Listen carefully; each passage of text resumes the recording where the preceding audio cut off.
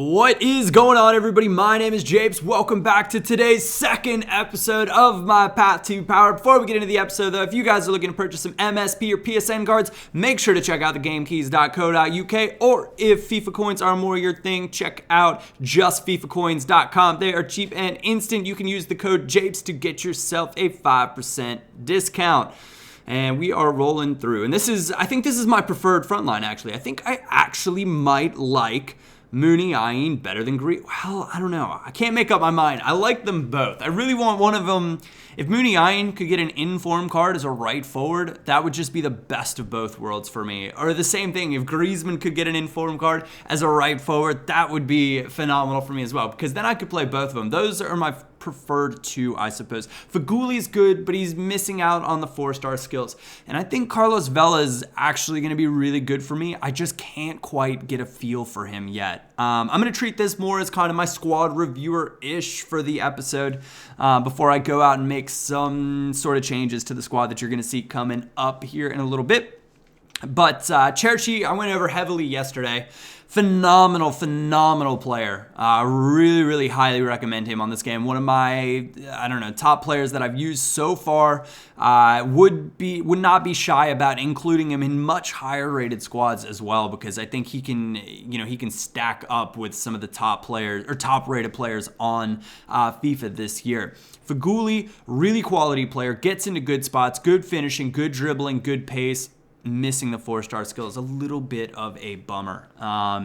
Mooney Ayin, he's got the 4-star skills. He's quick. He has good ball control. He has really surprisingly decent shooting. Think maybe like a better, well, I don't know if I'd say better version than Deulofeu. There are a lot of, I don't know. He's kind of a hard comparable, but he's a little bit fragile from time to time, and that kind of might be the only knock on him. And I'm going to try to burn through this so I can talk to you guys about some of the stuff that's going on in the episode as well, because we're up against Banterbury and his nice sweaty-ish 4-2-3-1 Serie A side. Pretty decent side, actually, all in all. I don't know about Ogbonna. I don't know why people use Ogbonna this year. There are 1.5 million better options to him for the exact same price. Get out of FIFA 14, get into FIFA 15. Ogbonna is not the player that he once was on FIFA. Sorry, that's my 2 cents. I see him all the time against squads, and I just kind of laugh and smile because I know I'm going to be able to take advantage of him.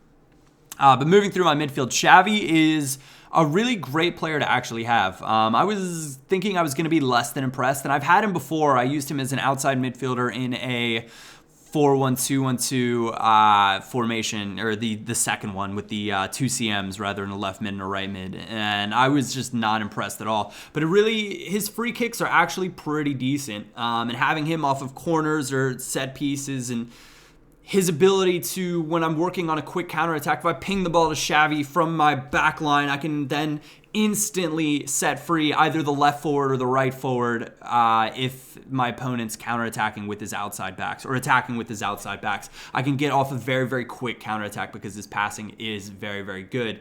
Now, he does have some weaknesses, and that's essentially just he is not that strong on the ball. His shooting isn't outrageously good, and his dribbling is just okay. He does only have 3-star skills as well, so there are a lot more, I guess, fun options that you could put into kind of that maestro-esque position.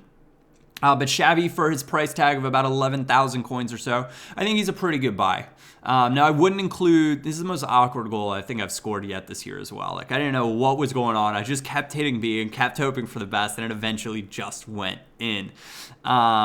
But what I was going to say is I think Xavi's good for his 11,000 coin price tag. There are other options for that maestro position in the 4-3-2-1 midfield. However, I would not include 2 players that are essentially slow but good on the ball, good passers, good dribblers, decent shooters, players like that. I would not include 2 of them in the midfield. You kind of need one pacier, more creative midfielder to get the most out of this formation in my book. And you can see we did have some things sell on, so our coin total is actually quite good. And I thought, maybe it's time to go out and get a more higher rated attacking midfielder. And I went out and I picked up Isco here, 3,600 coins. It's going to give me 33,000 coins to play with, and trade with is the more important thing, because in order to in order to make money, or you got to have money to make money is really what it boils down to. And I wanted to have a team that I could play with when I wanted to, but also now I've got a nice stack of coins that I can trade with, and I can go out and improve this team if I want to. I don't know which position will be the one that I'd go for right away, because it's a pretty big jump to that next level of BPL players, La Liga players in terms of pricing. So I don't know which direction I'll go with that, but we shall see. I've got a few players in mind that I think would be fun to add to this team, but I got to trade some cards. And I knew it was just going to be a matter of time before I came up against a Doumbia combo team, and he kind of forced some stuff in there, but he's doing what he thinks is best, and we're gonna see what we can do and how we can handle this. But moving through the midfield, Khedira I've touched on before, phenomenal. Absolutely love him. Isco, really let down by not having 4-star skills. If he had 4-star skills, I think he'd be a phenomenal player. He's only got 3, and I think that negates some of the creativity and what you're able to do with him. And this is the game that I started to kind of get a feel for Carlos Vela. And I think that he actually has potential to be a really nice player this year, or is a really nice player already this year. But defensively, Tremolinas, very good budget buy. There's a reason that he doesn't go for discard. He goes for just above discard, and I would highly recommend him. My 2 center backs have been over Varane and Miranda. Both good players, both very solid. I think I've touched on them before as being exactly what you want to look for in your 2 center backs. They've got decent enough pace and they've got high defending. The physical thing doesn't really matter that much for me this year. And then at right back, I've got João Pereira, which is my favorite of the discard right backs in La Liga. You've got Juanfran, Pereira, Montoya, Carvajal. They're all about that same price tag. There's DeMarcos, I think, as well. And they're all about that kind of same price tag. But I think he is the best of the bunch. At least for me, the way he gets up, he gets down, and the way he tackles and defends. So that's kind of a rundown of my team so far. If you guys did enjoy this video, I know it's a little bit quicker, give it a like or thumbs up. It does indeed help me out. I want to thank you guys sincerely for watching. Other than that, my name is Japes, and I will catch you all next time.